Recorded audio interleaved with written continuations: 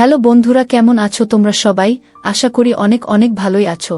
আর তোমাদের ভালোবাসায় আমিও অনেক ভালো আছি, কারণ তোমরা আমাকে যে পরিমাণে ভালোবাসা দিয়েছ এবং সাপোর্ট দিয়েছ তা আমি কোনোদিন ভুলতে পারবো না। তাই তোমাদেরকে মজা দেওয়ার জন্য আবারও একটি নতুন গল্প নিয়ে হাজির হলাম। গল্পটি শোনার মতো, আশা করি তোমাদের দাঁড়িয়ে যাবে এবং তোমরা হাতের কাজ করতে সবাই হেডফোন নিয়ে বসে যাও। যদি আমার গল্প শুনে মজা পাও তাহলে অবশ্যই আমার চ্যানেলটি সাবস্ক্রাইব করবে। তো চলো বন্ধুরা, আমরা কথা না বাড়িয়ে আসল গল্পে চলে যাই। আমার 16 বছরের অবিবাহিত দেওরের রোজ রাতে ফিটকিরি নিয়ে আসা আর সেটাকে লুকিয়ে রেখে দেওয়া দেখে আমি অনেক অবাক ছিলাম। সে ফিটকিরি দিয়ে আসলে কি করত? ফিটকিরি নিয়ে সে কি এমন কাজ করত যে রোজ রাতে ফিটকিরি নিয়ে সে নিজের ঘরে চলে যেত? তারপর তার ঘর থেকে কোনো মেয়ের গলার কণ্ঠ শুনতে পাওয়া যেত। এইসব কিছুর রহস্য জানার জন্য আমি একদিন রাতে উকি দিয়ে দেখতে গিয়ে আমার তো প্রাণটাই বেরিয়ে যাওয়ার মতো অবস্থা হয়। কারণ আমার দেওর, আমার নাম রিয়া। আমার বয়স 25 বছর, প্রায় 6 বছর আগে আমার বিয়ে হয়। আমার শ্বশুরবাড়িতে আমার স্বামী ছাড়াও তার 2টা ছোট ভাই ছিল। তার দিদার বাড়ি আমরোহাতে থাকত। আমার দেওরের বয়স যখন 6 বছরের ছিল তখন শ্বশুর শাশুড়ি এই পৃথিবীতে ছিল না। আমার স্বামীর কোনো বোন ছিল না, শুধু 2টা ভাই ছিল। আমার স্বামীর বয়সও অনেক বেশি ছিল না, তার বয়স 27 বছর বয়স ছিল। আর আমার দেওরের বয়স ছিল 16 বছর। যখন আমার দেওরের 6 বছর বয়স ছিল তখনই তার মা বাবা এই পৃথিবী ছেড়ে চলে যান।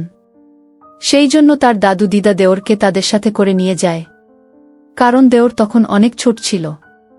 আমার স্বামী অনেক বুদ্ধিমান ছিল এবং বড় ছিল, কিন্তু যখন সে বড় হয় তখন তার দাদুরা তাড়াতাড়ি তার বিয়ে দেওয়ার সিদ্ধান্ত নেয়। আমার আর আমার স্বামীর বিয়ে আমার সাথেই তারা দিয়ে দেয়। বিয়ের পর আমার স্বামী সিদ্ধান্ত নেয় যে দাদু দিদার বাড়িতে থাকবে না, বরং সে নিজের বাবা মায়ের বাড়িতে, মানে বাড়ির শহরে থাকবে। যখন আমার বিয়ে হয় তখন আমরা শহরে ছিলাম। বিয়ের 1 মাস পর আমার স্বামী আমাকে আসল শ্বশুরবাড়িতে নিয়ে যায়। দাদু দিদার ব্যাপারে কোনো আপত্তি ছিল না। আমার স্বামীর বাড়িতেই চাকরি করা শুরু করে দেয়। তখন আমার দেওর দাদু দিদার কাছেই থাকত। আর তখন সে 16 বছর বয়সে হয়ে গেছিল। আমার বিয়ের প্রায় 6 বছর পার হয়ে যায়। আমি সেই বাড়িতে একাই থাকতাম। একদিন আমার অনেক শরীর খারাপ হওয়াতে আমার দেওরকে আমাদের বাড়িতে আসতে হয়। আর সে আমার দোকান বাজার করে দিত এবং তার সাথে সেই রোজ 50 টাকার ফিটকিরি কিনে আনত। কেন নিয়ে আসতো এর কারণ আমি কিছুতেই বুঝতে পারতাম না। আমি তাকে জিজ্ঞাসাও করতে পারতাম না, কারণ সে ফিটকিরি এনে লুকিয়ে সেটাকে একটা কৌটোর মধ্যে রেখে দিত। কিছুদিন পর অনেক ফিটকিরি একসাথে জমা হতে থাকে। অবশেষে একদিন আমি আমার দেওরকে ডেকে কারণটা জিজ্ঞাসা করি।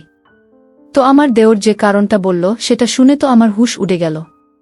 সে যখন ফিটরি আনার কারণ বলল সেটা শুনে তো আমি নিজেই দোটানা পড়ে গেলাম। আমার দেওয়ারের বয়স মাত্র 16 বছর ছিল।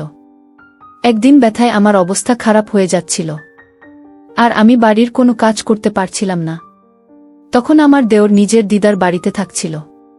আমি বাড়ির সব কাজ একাই করতাম। আমার শ্বশুর শাশুড়ি কেউই ছিল না। আর এত বড় বাড়িতে আমি একাই থাকতাম। আমার স্বামী শুধু রাতেই বাড়িতে আসত, অথবা রবিবার বা অন্য কোনো ছুটির দিন সে দিনের বেলা বাড়িতে থাকত। দুপুরের পর সে নিজের বন্ধুদের সাথে ঘুরতে চলে যেত। দুপুরে বাড়ি থেকে বেরিয়ে যেত আর রাত 11টার দিকে বাড়িতে ফিরত। ততক্ষণ আমি বাড়িতে একাই থাকতাম। আমার স্বামী পরিষ্কার পরিচ্ছন্ন জিনিসটা অনেক পছন্দ করত আর সময়ের কাজ সময়ে করা পছন্দ করত। যদি তার কোনো কাজ করতে আমার একটু দেরি হয়ে যেত তবে সে আমার উপর অনেক রাগ করত। আর আমাদের বাড়িতে কোনো কাজের লোকও ছিল না। বাড়িতে শুধু আমরা 2 জন থাকলেও বাড়িটা অনেক বড় ছিল, সেজন্য বাড়ির কাজও বেশি হতো। বাড়ির সমস্ত কাজ শুধুমাত্র আমাকে একাই করতে হতো। একদিন আমার শরীর অনেক খারাপ হয়ে যায়। বাড়ির কোনো কাজ আমি করতে পারছিলাম না। ঘরের জিনিস এদিক ওদিকে ছড়িয়ে পড়েছিল আর একদিকে পোশাকের পাহাড় জমে যাচ্ছিল, কারণ বেশ কয়েকদিন ধরে আমি কোনো পোশাক পরিষ্কার করতে পারিনি। আমাকে ঠিক সময় খাবার বানাতে হতো, কারণ আমার স্বামী 7টা বাজলে বাড়ি চলে আসত আর 7:30টায় এই খাবার তৈরি করে দিতে হতো তাকে। বাড়ির কাজ দেরি করে করলেও কোনো অসুবিধা হতো না, কিন্তু আমার স্বামীর কাজ আমাকে সঠিক সময়ের মধ্যে করে দিতে হতো। যেমন খাবার তৈরি করে আমাকে ঠিক 7:30টায় তাকে খাবার দিতে হতো। আমাকে সবসময় একটা নির্দিষ্ট সময়ের মধ্যে খাবার তৈরি করতে হতো। সেটা যে কোনোভাবেই হোক, তাতে আমার কোনো সমস্যা থাকলেও আমাকে নির্দিষ্ট সময়ের মধ্যেই খাবার বানিয়ে দিতে হতো। আমার স্বামীর একটা খারাপ অভ্যাস ছিল যে সে কোনো সময় আমার সমস্যা বোঝার চেষ্টা করত না। সে সব সময় নিজের কথা ভাবত। আমি সেই বাড়িতে আমার স্বামীর সাথে থাকতাম। আমার বিয়ে হয়েছে 6 বছর হলো, কিন্তু তখন আমার কোনো সন্তান ছিল না। আমি সন্তানের জন্য অনেক অপেক্ষা করছিলাম, আর আমার চিকিৎসাও চলছিল। ডাক্তার আমার চিকিৎসার পাশাপাশি আমার স্বামীর টেস্ট করানোর জন্য বলেছিল। আমার স্বামী যখন টেস্ট করেন তখন তার রিপোর্টে সমস্যা দেখা দেয়া। সেই জন্য সে চুপচাপ থাকত। না হলে এতদিনে আমাকে ছেড়ে হয়তো অন্য কোনো মেয়েকে বিয়ে করে নিত। আমার স্বামী যখন তার দিদার বাড়িতে এই রিপোর্টটার কথা বলে, তখন তারা কেউই মানতে চায় না যে সমস্যা আমার মধ্যে নয়, বরং তার নাতির মধ্যে আছে। যদিও আমার কোনো সমস্যা থাকে, তবে সেটা অনেক অল্প, এতটা নয় যতটা আমার স্বামীর মধ্যে আছে। তারপরেও স্বামী ঠিক করে চিকিৎসা করায় না। হয়তো করার পর সে ঠিক হয়ে যেত, কিন্তু আমার স্বামী সবসময় একটাই কথা বলতো, ডাক্তার মিথ্যে বলছে। আর আমার স্বামীর নাকি ঠিক ডাক্তার পয়সা উপার্জন করার জন্য নিজেদের পেশেন্ট বাড়াতে চায়। নিজের স্বামীর এমন কথা শুনে আমি চুপ হয়ে যেতাম, আর এইভাবে মুখ বন্ধ করে দিন পার করছিলাম। আমার স্বামী রোজ সকালে অফিস চলে যেত, আর সন্ধেবেলা 7টার সময় বাড়িতে ফিরত। সেই জন্য সারাদিন আমি বাড়ির কাজের মধ্যে নিজেকে ব্যস্ত রাখার চেষ্টা করতাম। না হলে খালি সময় আমি বাজারে চলে যেতাম। ঘরের কোনো জিনিস প্রয়োজন হলে সেটাও আমি নিজে গিয়ে কিনে আনতাম। আমার স্বামীর এইসব কাজে কোনো আগ্রহ ছিল না। সে বাড়ির কোনো কাজই করত না, তার নিজের খেয়ালে থাকত। আমার সাথে বেশি কথাও বলতো না। জানি আমার স্বামীর মাথায় কি চলছিল। সে কি চাইতো আমি আজ পর্যন্ত আমার স্বামীর কোনো কথা ঠিক করে বুঝতেই পারতাম না। আমার স্বামী একটু অন্য ধরনের মানুষ ছিল। তার মধ্যে ইগো অ্যাটিটিউড ভরে ভরে ছিল। সে একদম চুপচাপ থাকত। নিজের মধ্যে থাকা কোনো কথা সে কাউকে বলতে চাইত না। ভালো মন্দ কথা সে কারোর সাথে বলতো না। আমি তার স্ত্রী ছিলাম, তার জীবনসঙ্গী ছিলাম। সে আমার সাথে তার নিজের কথা বলতে পছন্দ করত না। এইটুকু তো আমি বুঝে গিয়েছিলাম যে সে সন্তানের জন্য চিন্তিত ছিল অনেক, কিন্তু প্রকাশ করতে পারত না। হয়তো এজন্য সে নিজেকেই দোষী মনে করত। কিছুদিন ধরে আমার শরীর অনেক খারাপ থাকতে শুরু করে। আমার শরীরটা অনেক ব্যথা হতে শুরু করে। কিছুদিন পর্যন্ত সেটা হালকা থাকলেও আস্তে আস্তে সেই ব্যথা বাড়তে শুরু করে। এতটাই বেড়ে যায় যে আমার জন্য ঘরে কাজ করা কঠিন হয়ে পড়ে। আমি এই ব্যাপারে বেশ কয়েকবার আমার স্বামীকে বলি, কিন্তু সে কোনো গুরুত্বই দেয় না। সে কখনো আমার স্বাস্থ্যের দিকে চোখ দিত না। সেই জন্য আমি নিজের কষ্ট সহ্য করতে থাকি। আমার শরীর ব্যথা হলে আমি ওষুধ খেয়ে নিতাম, কিন্তু ওষুধ খাওয়ার পর কিছুক্ষণ ঠিক থাকলেও তারপরে আবার ব্যথা শুরু হয়ে যেত। আমার সবথেকে বড় সমস্যা এটা ছিল যে তখনও পর্যন্ত আমার কোনো সন্তান ছিল না, আর বাড়িতে এমন কেউ ছিল না যে আমাকে সাহায্য করতে পারবে, আমার শরীর খারাপের সময় খেয়াল রাখবে। আমার খেয়াল রাখার মতো সেখানে কেউ ছিল না। আমার স্বামী এমন একটা মানুষ ছিল যার আমার কোনো ব্যাপারে আগ্রহ ছিল না। যদি আমার স্বামী অসুস্থ থাকত তখন আমি তার খেয়াল রাখতাম, কিন্তু আমার যদি হালকা ঠান্ডা পায় বা জ্বরও হয়ে যেত, তবে আমাকে এক গ্লাস পানি দেওয়ার মতো কেউ ছিল না। সেই বাড়িতে হঠাৎ আমরা থেকে আমার দিদা আমাদের এখানে একজন আত্মীয়ের বিয়েতে আসেন। তারপর আমাদের বাড়িতে আসেন আমাদের সাথে দেখা করতে। আমাকে দেখে সে চিন্তিত হয়ে যায়। রাতের বেলা আমার ব্যথা বেড়েই চলেছে। আমার স্বামী তার বন্ধুদের সাথে বেরিয়েছিল। আমাদের দরজার কলিং বেল বাজছিল। আমি শুনতে তো পাচ্ছিলাম, কিন্তু আমার মধ্যে এইটুকু শক্তি ছিল না যে আমি গিয়ে দরজাটা খুলে দেব। আমাদের বাড়িতে আর অন্য সেরকম কেউ আসত না, সেই জন্য আমাকেই উঠতে হয়। আমি ভাবলাম আমার স্বামী এসেছে, কিন্তু দরজা খুলে দেখি আমার স্বামীর দিদা আর দেওর এসেছে। তাদের দেখে আমি অনেক খুশি হওয়ার পাশাপাশি একটু অবাক হয়ে যাই। তারা না জানি কখন থেকে বেল বাজাচ্ছিল। আমার দিদা শাশুড়ি ভিতরে আসার সাথে সাথে বললেন যে এতক্ষণ ধরে বেল বাজাচ্ছিলাম, তুমি খেয়াল করছিলে না কেন? আমি তাদের বসতে বলি, আর জন্য ঠান্ডা পানি নিয়ে এসে তাদের খেতে দিই। তারপর দিদা শাশুড়িকে আমার সব সমস্যার কথা বলি। সে যখন আমাকে গভীরভাবে দেখে তখন ব্যথায় আমার মুখ হলুদ হয়ে গেছিল।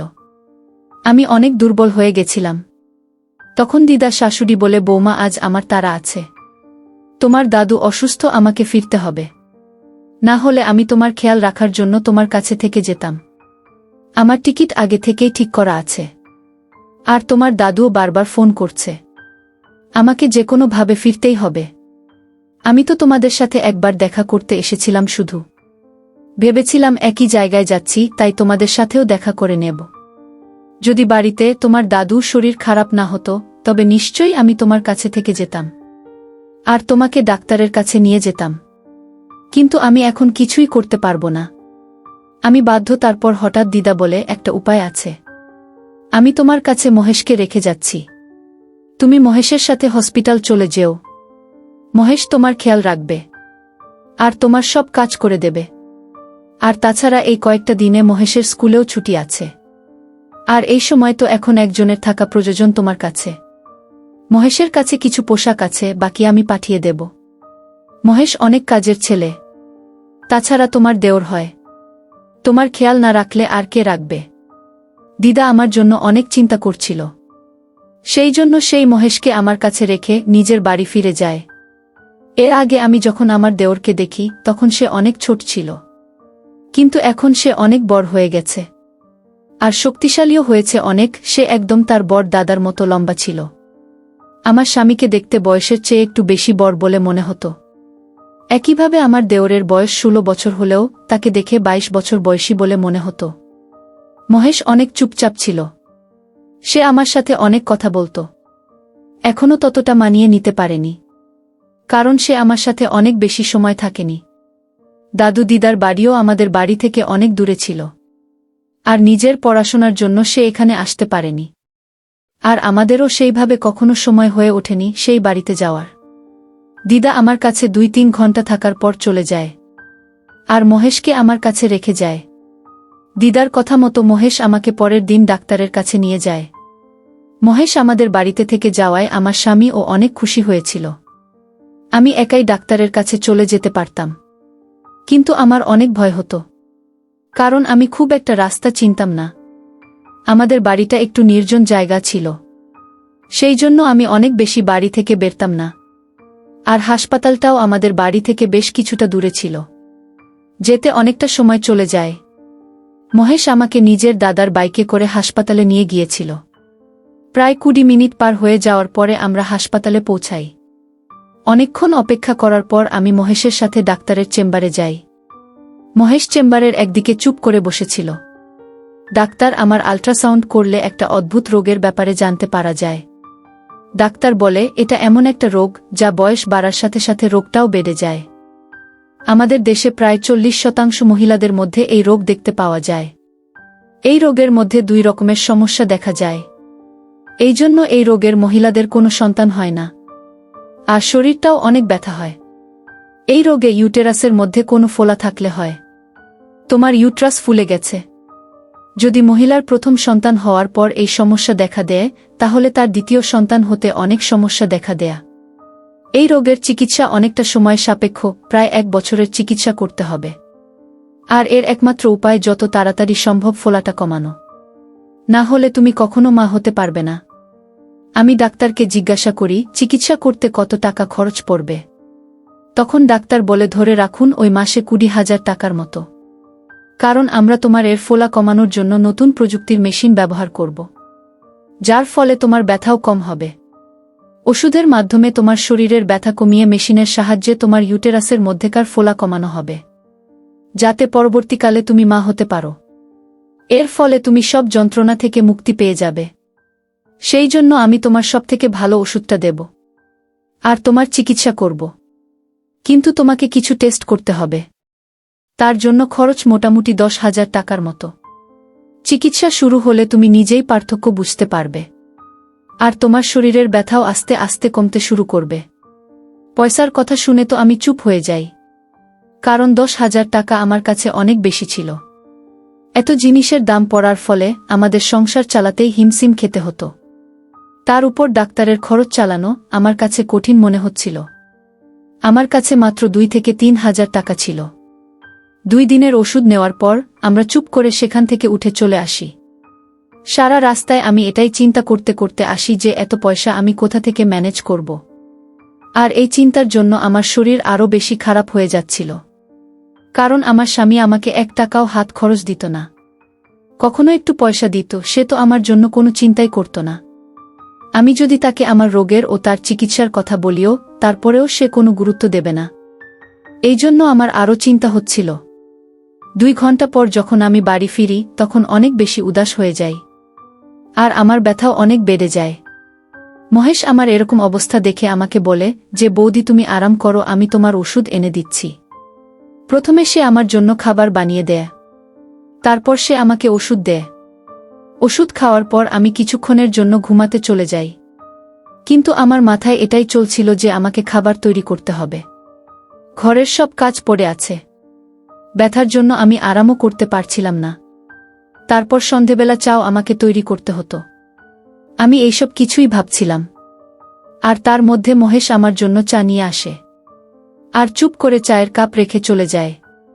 চা খাওয়ার পর আমি একটু আরাম পাই। আগে শুনেছিলাম শরীর ব্যথা হলে কোনো গরম জিনিস খাওয়া উচিত।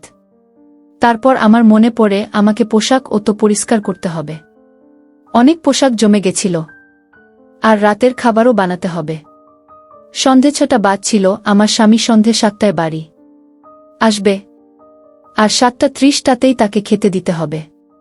আমি যখনই খাবার বানানোর জন্য রান্নাঘরের দিকে গেলাম, তখন আমি দেখি আমার দেওর রান্নাঘরে দাঁড়িয়ে খাবার বানাচ্ছিল। আমি অবাক হয়ে তার দিকে তাকালে সে বলে, বৌদি আমার অভ্যাস আছে। আমি দিদার বাড়িতে দিদার কাজে তাকে সাহায্য করতাম। তোমাকে খাবার বানাতে হবে না। আমি ডাল আর রুটি বানাতে পারি। আমি ডাল আর রুটি বানিয়ে নিচ্ছি। আমি বললাম, না, তোমার দাদা সবার হাতে তৈরি খাবার খায় না, সেই জন্য খাবার আমাকেই বানাতে হবে। মহেশের কথা শুনে আমি একটু অবাক হয়ে যাই। তার বয়স 16 বছর হলেও সে কোনো 22 থেকে 23 বছরের বুদ্ধিমান ছেলেদের মতো কথা বলছিল। কিছু কিছু সন্তান সময়ের আগেই বুদ্ধিমান আর বড় হয়ে যায়। মহেশ হয়তো তাদের মতোই ছিল। আমি মহেশকে বলি, তুমি খাবার বানিও না, যেমনই হোক আমি নিজেই বানিয়ে নেব। আজ সবজি দিয়ে তরকারি বানিয়ে নিই। সেই জন্য তুমি বাজারে গিয়ে তুমি সবজি নিয়ে এসো। শুধু সেই সবজিগুলো আমার কাছে এনে দাও। আমি খাবার বানানো শুরু করি। আমি মহেশকে পয়সা দিই আর সে সবজি আনতে বাজারে চলে যায়। সেই নিয়ে এলে আমি সবজিগুলো দেখে নিই, সব সবজি ঠিক ছিল। কিন্তু একটা অদ্ভুত জিনিস ছিল যা সবজির সাথে বের হলো।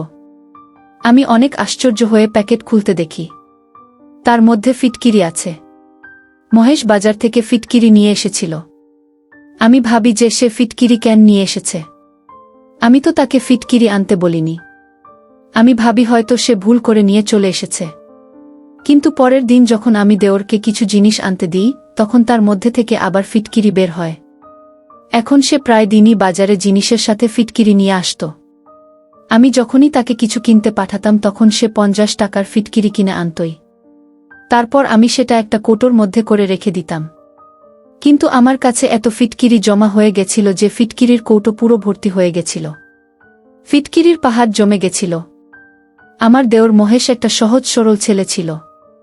আমার মতে সাহস না পেয়ে যে তাকে ফিটকিরির ব্যাপারে কিছু জিজ্ঞেস করব, যে কেন সে বাজার থেকে এত ফিটকারি কিনে আনে। মহেশ আমাদের এর বাড়িতে আসাতে শুধু আমার নয় বরং স্বামীর ও অনেক সুবিধা হয়েছিল। তারও যদি কিছু কেনার থাকতো তো মহেশকেই বলতো। অফিস থেকে ফেরার পর যদি তার কোনো জিনিসের প্রয়োজন পড়ত তখন সে মহেশকে বাজারে পাঠিয়ে দিত এবং সে বন্ধুদের সাথে ঘুরতে চলে যেত। যদি তার কোনো কাজ মনে পড়ে যেত তবে সেটা সে মহেশকে দিয়ে করিয়ে নিত। মহেশের আসার ফলে আবার স্বামী স্ত্রীর কাজ আমাদের অনেক সহজ হয়ে গিয়েছিল। কিন্তু যাদের সন্তান থাকে না তাদের দুঃখ হয়তো পৃথিবীতে কেউই বুঝতে পারে না। আমরা স্বামী স্ত্রীও এই রকমের সমস্যার মধ্যে দিয়ে যাচ্ছিলাম। আমার স্বামীর মধ্যে সমস্যা ছিল, কিন্তু এখন আমার মধ্যেও নানা রকমের রোগ দেখা দিতে শুরু করেছিল। আর আমার কাছে চিকিৎসা করার মতো পর্যাপ্ত টাকাও ছিল না। আমার স্বামী আমার চিকিৎসা করার জন্য কোনো রকম কোনো আগ্রহই দেখাতো না। আর অন্যদিকে মহেশ আমাদের স্বামী স্ত্রীর কাজগুলো অনেক সহজ করে দিত। কিন্তু তার সাথে মহেশ একটা চিন্তা করার মতো কাজ করছিল। সেটা হলো এই ফিটকিরিটা কিনে আনা। আমি শুনেছিলাম যে ফিটকিরি মহিলাদের অনেক রোগ দূর করতে সাহায্য করে, আর ফিটকিরি ব্যবহারে অনেক রোগ সেরে যায়। এইসব কথা আমি আগে থেকেই জানতাম, কারণ আমি লোকের মুখে এসব কথা আগেই শুনেছি। কিন্তু ফিটকিরি নিয়ে আসার ব্যাপারে আমার দেওরকে কিছু জিজ্ঞাসা করতে আমার লজ্জা পাচ্ছে, যে সে আসলে এই ফিটকিরি কেন কিনে আনে। সে কি আমার আর ডাক্তারের সব কথা শুনে ফেলেছিল? এইসব ভেবে আমি ক্লান্ত হয়ে যেতাম। কখনো আমার রাগ হতো মনে যে আমি দেওরকে বলি যে বাজার থেকে ফিটকিরি কিনে আনবে না, কিন্তু আমি এইসব কিছুই করতে পারতাম না। সে আমার দেওর ছিল, আমি তার সাথে এইভাবে কথা বলতে পারতাম না। সে আমার অনেক কাজে সাহায্য করত। একদিন আমি অনেক সাহস নিয়ে মহেশকে ফিটকিরির ব্যাপারে জিজ্ঞেস করি, তুমি রোজ 50 টাকার ফিটকিরি কেন বাড়িতে কিনে আনো? আমার প্রশ্ন শুনে মহেশ আমাকে এমন একটা কথা বলে, যেটা শুনে আমার হুঁশ উড়ে যায়। আর আমি মহেশের কথা ভাবতে থাকি। মহেশ বলে, ফিটকিরি আনার মানে আমরা স্বামী স্ত্রী রাতে ঘরে একে অপরের সাথে যখন কথা বলতাম, আমার স্বামীর সাথে ঝগড়া করত, সেই কথা আমার দেওর দরজার বাইরে দাঁড়িয়ে কান পেতে শুনত। এই কথা শুনে আমি অনেক লজ্জা পাই। আমার মনে হচ্ছিল আমি দেওরের সামনে থেকে কোথাও পালিয়ে যাই। এখন আমি সবকিছু বুঝতে পারি। আমার মাথায় তো এই কথা আগে আসেনি। এই কথা কখনো মহেশ জেনে যাবে, যার থেকে আমি এই কথা লুকিয়ে রাখছিলাম। সে আমার আর আমার স্বামীর মধ্যে হওয়া কথাগুলো শুনে ফেলেছিল। আমি বুঝে গেছিলাম যে সে আমাকে রোজ ক্যান ফিটকিরি এনে দিত, কিন্তু সে আমাকে এটা ব্যবহার করার কথা কোনোদিন বলতে পারত না। আমি দৌড়ে নিজের ঘরে চলে যাই এবং ঘরের দরজা বন্ধ করে কাঁদতে থাকি। একদিকে সন্তান না হওয়ার কষ্ট, অন্যদিকে মহেশের কাছে নিজেকে ছোট মনে হচ্ছিল। কিছুক্ষণ পর মহেশ এসে দরজায় আওয়াজ করে। সে বলে, বৌদি, আমি সকালেই দাদু দিদার বাড়িতে ফিরে যাচ্ছি। আমি আর এখানে থাকতে পারব না। তোমার আর দাদার সাথে এতদিন এখানে থেকে আমি অনেক খুশি। আমি কিছু বলিনি, এত বেশি লজ্জিত ছিলাম যে আমি তার চোখের দিকে তাকাতে পারছিলাম না। এতটাই অনুভব করছিলাম যে তার সামনেও যেতে পারছিলাম না, আর এটাও বলতে পারছিলাম না যে তুমি কিছুদিন থেকে যাও। পরের দিন সকাল হতেই মহেশ ছটায় তার ট্রেন ধরে ফিরে গেল। সেখানে থাকাকালীন আমার সব কাজে অনেক সুবিধা হতো। সে চলে যাওয়ার পর আমার সমস্যা আরও বেড়ে যায়। মহেশের চলে যাওয়ার প্রায় 1 সপ্তাহ হয়ে গিয়েছিল। একদিন আমি ফিটকিরির কৌটো নিয়ে বাইরে আসি। সেই ফিটকিরি দেখে মহেশের কথা অনেক মনে পড়ছিল। অদ্ভুত মনে হচ্ছে আমার। একবার মনে হলেই ফিটকিরি সব ফেলে দেব। তারপর মনে হয় মহেশ এইসব আমার ভালোর জন্যই করত। সে তো কিছু ভুল করেনি। আমি কিছুটা ফিটকিরি নিয়ে গোসলের পানির মধ্যে মিশিয়ে দেই। যখন সেই ফিটকিরি পানির মধ্যে মিশে যায়, তখন আমি সেই পানি দিয়ে গোসল করে নেই। অনেকদিন পর্যন্ত সেই ফিটকিরি মেশানো পানি দিয়ে গোসল করতে থাকি। আর আস্তে আমার রোগ কমতে শুরু করে। আমার একটা সমস্যা ছিল, আমার শরীর দিয়ে অনেক বেশি দুর্গন্ধ আসত। আর আমি বাড়িতে একা থাকতাম, সেই জন্য কেউ বেশি একটা বুঝতে পারত না। আমার স্বামী রাতে আমার সাথে থাকত না। আমি নিজেকে পরিষ্কার করার অনেক চেষ্টা করতাম, কিন্তু কিছুই হতো না। আমি রোজ সেই ফিটকিরি মেশানো পানিতে গোসল করতাম। ফিটকিরি মেশানো পানিতে গোসল করতাম প্রায় 1 মাস হলো। আমার শরীরের দুর্গন্ধ আস্তে কম হতে শুরু করে। এমনকি আমার সব রোগ আস্তে আস্তে সারতে শুরু করে। আগে আমার স্বামীর সাথে এই ব্যাপারে ঝগড়া করত যে তোমার শরীর থেকে দুর্গন্ধ বের হয়। একদিন আমার স্বামীকে এসব কথা বলতে মহেশ শুনে ফেলে, এবং সেই কথা শোনার পর থেকে সে রোজ আমার জন্য ফিটকিরি কিনে আনত, যাতে আমি সেই ফিটকিরি পানির মধ্যে মিশিয়ে সেই পানিতে গোসল করে রোগ থেকে মুক্ত হতে পারি। মহেশ বলেছিল যে তার প্রতিবেশী একটা লোকের ওই রোগ ছিল। সে নিয়মিত গোসল করার পরে তার শরীরে দুর্গন্ধ হতো। এই কারণে এর জন্য তার বউ তাকে ছেড়ে চলে গেছিল। সে কাউকে মুখ দেখাতে পারত না। সে বলে যে তার আশেপাশের লোকেরাও তার থেকে দূরে থাকত। তারপর সে যখন ডাক্তার দেখায়, তখন ডাক্তার বলে, তুমি ফিটকিরি মেশানো পানিতে গোসল করা শুরু করো। আস্তে আস্তে দেখবে তোমার এই সমস্যা দূর হয়ে যাবে। সে ডাক্তারের কথা মতো ফিটকিরি মেশানো পানিতে গোসল করা শুরু করে, আর আস্তে আস্তে তার এই সমস্যা দূর হয়ে যায়। তারপর তার দ্বিতীয় বিয়ে হয়ে যায়। আমি অনুভব করি যে আমার শরীর থেকে বেরোনো দুর্গন্ধের জন্যই আমার স্বামী আমার সাথে এতটা ঝগড়া করত। এখন তার অভিযোগ করাও কমে গেছে। আমি এটা ভেবে হয়রান ছিলাম যে কি করে আমার সমস্যা দেওর জানতে পেরেছিল, আর সে আমাকে সাহায্য করেছিল। না তো আমি তো ভাবছিলাম যে আমার এই রোগের ব্যাপারে যদি কেউ জানতে পারে তবে আমার সব মানসম্মান চলে যাবে, কিন্তু আমার দেওর সব সমস্যার সমাধান করে দিয়েছিল। সেও আমাকে এইসব কথা বলতে লজ্জা পেত, আর আমি লজ্জার কারণে এসব কথা কখনোই জিজ্ঞেস করতে পারিনি। কিন্তু মহেশের চলে যাওয়ার পর আমার মনে হয় এই বাড়িতে আমার স্বামীর যতটা অধিকার আছে ততটা মহেশেরও আছে। আমার স্বামীকে আমি বলি যে আমি পাকাপাকিভাবে মহেশের এই বাড়িতেই থাকার বন্দোবস্ত করি, আর আমার একাকিত্ব দূর হয়ে যায়। দাদু দিদা মহেশকে আমাদের বাড়িতে পাঠিয়ে দেয়। আস্তে আস্তে আমার রোগটাও সেরে যায়। আমি আমার গয়না বিক্রি করে দিয়ে চিকিৎসা করাই। আমাকে অনেক বেশি দিন চিকিৎসা করাতে হয়নি। ফিটকিরির পানিতে গোসল করতে আমার রোগ অনেকটা সেরে গেছিল। আমার শরীরে ব্যথাও বন্ধ হয়ে যায়। আমার দেওর আমাদের বাড়িতে এসে থাকতে শুরু করে। ডাক্তার আমার স্বামীকেও চিকিৎসা করা শুরু করে। আমার স্বামী এখন আমাকে নিয়ে অনেক খুশি। ডাক্তার আমাকে কিছু ওষুধ দিয়েছিল, সেটা আমি আমার স্বামীকে পানিতে গুলে দিতাম। আমার স্বামী সেই ওষুধটা খুব সহজেই খেয়ে নিত, কারণ আমার স্বামী রাতে শোয়ার সময় গরম পানি খেত। আমার ওষুধও চলছিল, আর আমার স্বামীও তার চিকিৎসা ঠিক করে করছিল। প্রায় 3 মাস চিকিৎসা করার পর আমি জানতে পারি যে আমি মা হতে চলেছি। আমি তো এই কথা বিশ্বাসই করতে পারছিলাম না। আমার খুশির কোনো ঠিকানা ছিল না। আমি ভাবতে পারিনি যে এত তাড়াতাড়ি আমি মা হতে পারব। আমার স্বামীও অনেক খুশি ছিল। ভগবান অবশেষে আমার কোলে সন্তান দিয়েছিল। 9 মাস সম্পূর্ণ হওয়ার পরে আমি একটা ফুটফুটে ছেলের জন্ম দিই। আমার স্বামী প্রথমে আমার সাথে যেরকম ব্যবহার করছিল তার জন্য সে আমার কাছ থেকে ক্ষমা চায়। বলে যে আজকের পর থেকে আমি আর কখনো তোমার উপর রাগ করব না, সব সময় তোমার খেয়াল রাখব। এখন আমি আমার স্বামীকে আর আমার ছেলের সাথে এতটা সুখে আছি যে আপনাদের বুঝিয়ে আমি বলতেই পারবো না। সবটাই সম্ভব হয়েছিল মহেশের জন্য। এই ঘটনার পর থেকে আমার স্বামীও বুঝতে পেরেছিল যে মহেশ আমাকে এতটা সাহায্য করেছিল, এতটা ভরসা দিয়েছিল, যেটা আমার স্বামীর করার কথা ছিল। এখন আমার ছেলের 4 বছরের হয়ে গেছে, আর আমার দেওর মহেশের বিয়ে দিয়ে দিই। প্রথমে এত বড় বাড়িতে আমি একা থাকতাম, এখন আমার দেওর আর দেওরের বউ আমাদের সাথে থাকে। আমরা নিজেদের পরিবারে এখন অনেক খুশি। এমন মনে হয় যেন পৃথিবীর সব সুখ একসাথে আমরা পেয়ে গেছি। বন্ধুরা, আজকের ভিডিওটা এখানেই শেষ করলাম। অনেক কষ্ট করে ভিডিওটি আপনাদের জন্য বানিয়েছি। যদি ভিডিওটি আপনাদের ভালো লেগে থাকে তাহলে একটা লাইক করবেন এবং চ্যানেলটি অবশ্যই সাবস্ক্রাইব করবেন। এই আশা ব্যক্ত রেখে আপনাদের কাছ থেকে বিদায় নিচ্ছি আমি। দেখা হবে আগামীকালের নতুন কোনো ভিডিওতে। সে পর্যন্ত সবাই ভালো থাকুন, সুস্থ থাকুন। ধন্যবাদ।